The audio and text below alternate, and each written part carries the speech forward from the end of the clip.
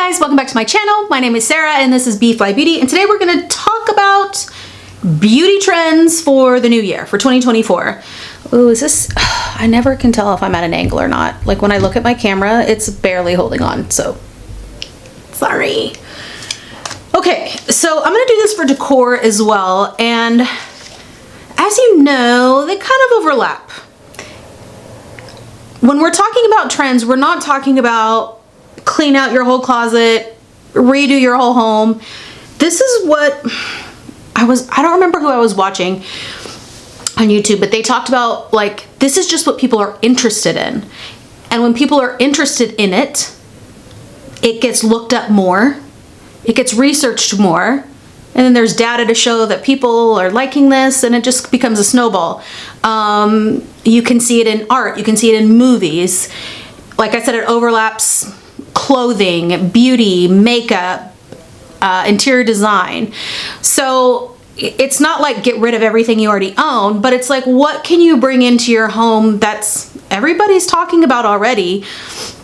What can you bring into your makeup routine or your beauty routine to just spice it up, make it a little different, create some excitement without redoing everything and spending a ton of money? I am not about hauling $1,000 makeup purchases from Sephora monthly. Like, I'm kind of in the middle. I don't think we should go without anything, but I also think we should be using things sustainably, reusing things we already have, using things to the last drop instead of, oh, I can see a little bit of the pan here, let me get rid of it, kind of thing. And when there is something new and exciting, I think it's okay to dive into it. Again, not getting rid of everything and repurchasing a whole new wardrobe, but maybe purchasing one or two new things to kind of turn the dial a little bit. I don't know if I'm making any sense, but I know that I have not felt super excited about much lately, and this is one way that I get excited. So I will give you guys examples of some of these things. Some are more high-end, some are more drugstore price, whatever. You might even have all this stuff already and you just haven't used it in a long time.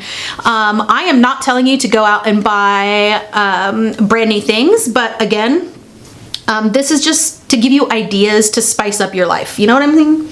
Spice Girls, are we bringing it back? We are bringing the 90s back, so. All right. Ooh, wrong paper. All right, so we're gonna start with the skin.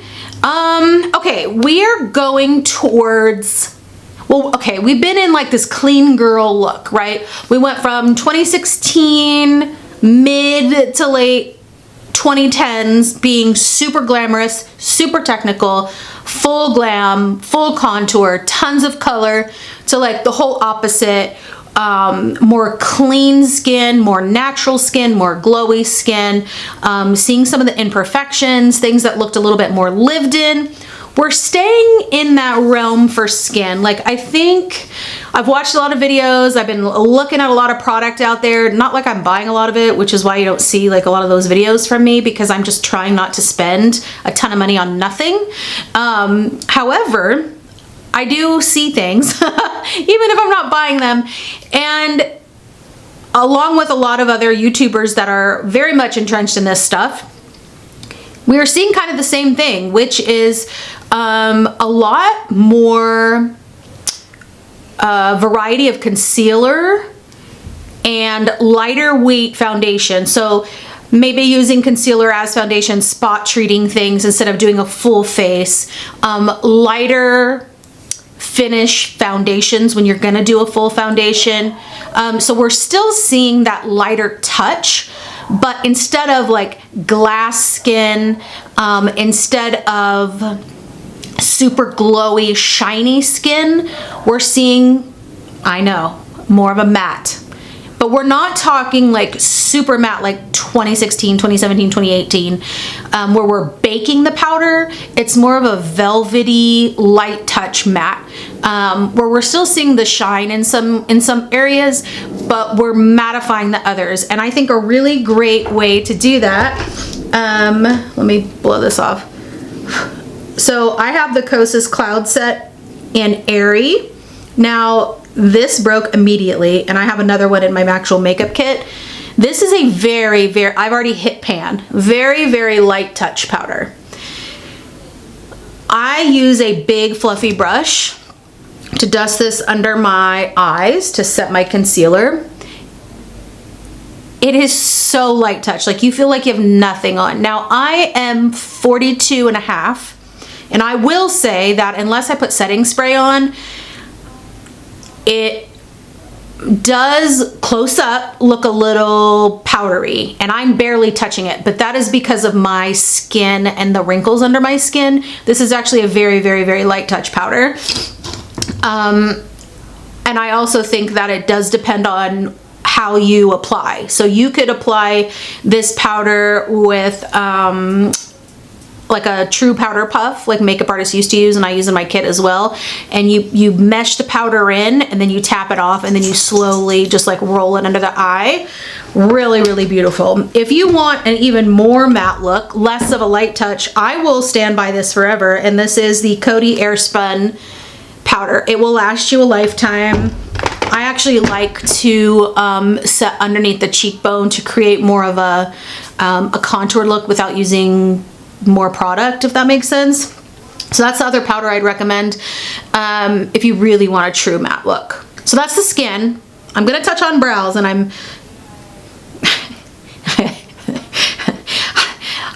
don't want to say this because I think some of us have PTSD, and that is thin brows are back. Now, I watch a lot of more editorial people, sometimes on YouTube, and I love editorial magazines and art and that kind of makeup and style.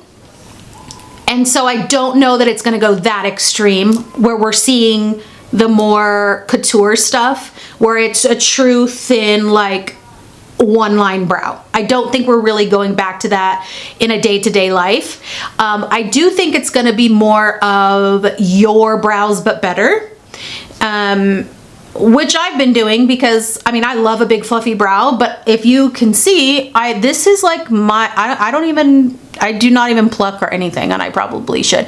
And I don't really have anything in my brows right now because I'm going to dye them tonight, but there isn't much there. So I like to make them bushier and brush them up, and I'll probably continue to do that, but I don't need to go in and create this huge wide brow that is not really mine. So if you have a thinner brow, just embrace it. I don't know that we need to like shave our brows off and like do one little line. I don't think we're going that extreme, but I think if you have a thinner brow, and you're like, man, I'm really tired of like drawing this huge bushy brow, I think you can maybe come away from that. I think I'm always gonna love a big bushy brow because it's not what I have, and it's what I've always dreamed of having. But you can still do that, right? You can still brush your brows up, but I think just the idea of like a big block brow, something big and heavy, is kind of going away, which is a little bittersweet for me. All right, for the eyes, one of the big things is blue. That's the big color. And let me see where, I was just at Ulta today browsing, and I saw this and I was like, oh my God, this is like the most perfect thing ever. So this is the About Face. It's like a multi-use liquid. It's fabulous. And this blue is perfect because it's like a very out there blue, but it's not a deep blue. There's still a lightness to it. It's like a bright baby blue. I would also say that, oh no, never gonna be able to get this stuff to stay. It's gonna close. Okay. I've also talked about this at the end of last year, and this is the YSL Blue Mascara. This is stunning. I think we're gonna come back to like colored mascaras because I've been seeing a lot of browns lately too. But this is a really beautiful way to bring blue in without doing a blue eyeshadow. Speaking of shadows, other than the color blue, we're coming back to Frosty. We're coming back to Y2K Frosty pastels on the eye. I personally love this. I did a look recently in my 2024 goals and word of the year video, and I did like a light lavender color, and I freaking fell in love with it. I'm ready for this look to come back. I think the easiest way to do this is just like a one wash of color. And I think that's another thing too. We're not going back to like full 2016 glam, but we're also not sticking to clean, super like minimal face. So I think it's about like the pop of color again, picking the one thing, and they're meshing the 2016 face with like the COVID face, right? So we're coming back to a little bit more lived in, but actually using color and frostiness and a little bit of glitter actually. I think grunge is also a little bit in, but I think you can do that with almost any color, and it's not as technique oriented. It's more of a lived in softness on the eye. Like if your liner isn't perfectly winged, it's okay. If it's a little smudgy, it's okay. I love that look because my eyelids don't really lean towards technical, just because it doesn't really matter what I do, you can't see it. And so when I do makeup on myself, I enjoy the lived in look because of time, and also because my eyelids just lend more to that. Okay, talking about lips, there's two. We are going away from the matte. If you really love a matte full color look, the look I would go for out of these two is this soft blur look. And there's two ways, there's a couple of two products that I would recommend to do this. And one is the Peri Para. I think that's how you say it. You can get it on Amazon, but it's a Korean brand, I believe. There are a ton of colors. This one is Ink Velvet number 2. And this is the most soft, buffed out, beautiful blurred lip that I have in my stash. This formula is awesome. It is drying though. So you have to take that into account, which is harder in the winter. Like my lips are already super dry, and I am wearing something like that today. It does dry them out more, so take that into consideration. And the other one is the ColourPop Lip Cream. This is very similar, very, very similar. A tiny bit more moisturizing, but the same blurring effect, where you could almost get a popsicle look here. The other end of that is just pure glossiness, like super glossy lip, especially on a deep burgundy, like a Coca-Cola, what do they say, like a cherry cola lip, even almost like an ombre. And that color is actually pulling in interior design as well. So like an oxblood, cherry cola kind of color with high shine on top. If you don't want to wear the color, high shine is totally back in. Sometimes even a little bit of the frosty lip. Again, the Y2K is really making a comeback. I have a love-hate with that. Like, I don't think we need to go full force frosty lip. I think pick one frosty on the face and go with that. Overall, like face aesthetic, there's a few things going on. You have the latte look, which really is just a 90s look where everything is just brown, and not in a gross, sad way, but like more of a nude lip, more of a toned down cheek, which I'm sad about clearly. You know, maybe using just the bronzer on the cheek, a lighter touch in general, maybe using that bronzer in the eye, in the crease of the eye. So you have this monochromatic look, and that's the second one, which is a monochromatic look, like the strawberry face, where you're maybe taking that same lip color and dabbing it on the cheek and maybe a little bit on the eye. So the same color, lip, cheek, and eye, is the second really big look for the year. Monochromatic, again, it's kind of the same in interior design, which is color drenching, where you're just doing the whole room the same thing, whole face, same color. So we have the latte, we have the monochromatic, and then we have, I guess, what people are calling ballet core, coquette, just a very feminine feel.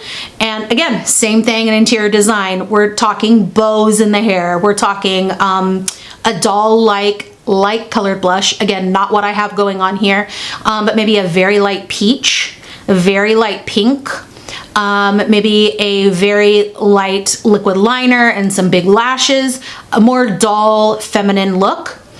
And then the three colors that are really, really big, again, which is very, very similar to interior design, and that is peach, which the Pantone color of the year is Peach Fuzz. Putting it out there. Deep burgundies, oxblood, cherry cola kind of colors, and then blue.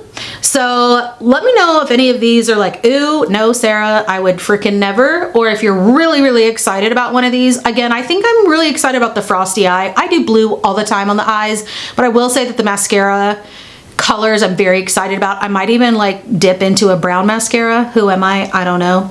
And I'm very excited also about the glossy lip. It just makes it really hard to like, I think the thing I loved about the matte lip is that I could get through my day and not worry about my lips. As somebody who really loves wearing bold lip colors, it's kind of hard to do that with the gloss. But you know, in that case, I'll just do the blurry thing, which I'm very much into. And I think I'm gonna get more of that Peri Para color. You can definitely find them on Amazon. They're about 10 bucks. And then of course the ColourPop one is super affordable as well. So like I said, let me know down below what your favorite trend is for the year and maybe which one you're like, hell no, will not go. And yeah, I'll see you next time. Thanks so much for watching, guys. Bye.